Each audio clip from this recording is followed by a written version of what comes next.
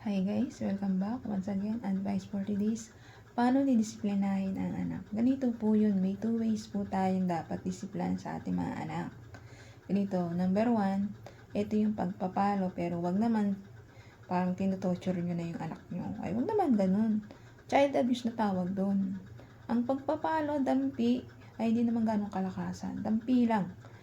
Yung alam na malalaman ng anak natin, wag yan, sobra na yan, yun lang, doon lang tayo papalo. Pipitik lang tayo, pero wag malakas. Mahina lang. Hindi naman sobrang hina, yung nasaktan siya konti. Hindi sobrang lakas, nasaktan ng anak natin. Tapos pangalawa naman, ay yung pagkakausap sa anak natin.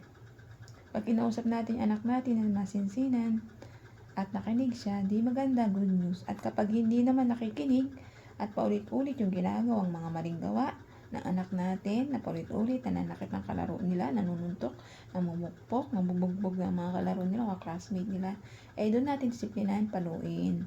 Pero wag malakas. Pero pag pinalo mo siya, kailangan, kausapin mo rin, disiplinahin mo rin, bakit kita pinalo, anong mali mo. Nanakit ka kasi ng kapwa mo, kalaro mo. Kaya kita pinalo. Kasi bakit? Mali kasi yun. Mali yung ginawa mong pananakit ng kapwa mo. Sa'yo gawin yun, di masasaktan ka rin, di ba? Kausapin po natin ng maayos yung mga anak natin. Huwag po natin silang saktan sobra-sobra o bugbugin dahil nakapanakit sila ng mga kalaro nila. Huwag ganun. Mali po yun. Dapat po pag nagdisiplina tayo ng mga anak natin, kausapin natin mabuti, kung sinunod nila yung ginagawa, napakiusap natin sa kanila di mabuti at natuto sila, di ba? Na wag nang gagawa o mananakit ng kapwa nila, di ba? Kasi nadadaan naman yan sa usapan, di ba? Tayo nga matatanda kapag nakakagawa tayo ng mali, na pag-uusapan natin, di ba? Pag nagkakaroon tayo ng kaaway sa, alam mo, na kapitbahay natin o kaibigan natin, di ba? Nagkakaroon tayo ng pag-uusap na ayusin natin ng maayos. Ganun pa kaya sa bata? Mga bata kasi yan, di ba? Kailangan nila ng guide nating mga magulang para maging matuwid sila at huwag silang maligaw na landas. Sobra naman po yung sobrang luwag natin sa mga anak natin. Halos pabayaan natin sila. Hayaan mo yan gumawa ng mga, di ba? Mali naman po yun. Anong klase kang magulang? Hinahayaan mo yung mga anak mo na gumawa ng hindi maganda sa kapabata nila. Mali din po yun.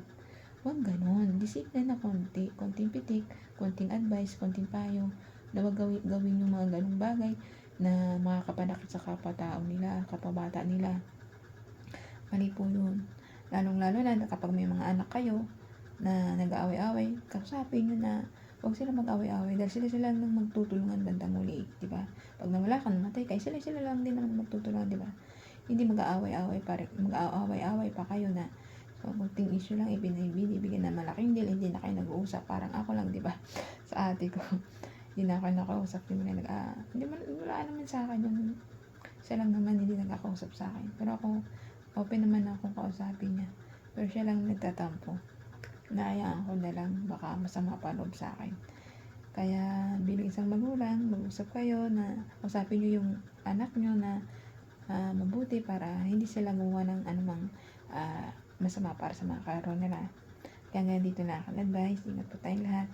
And God bless.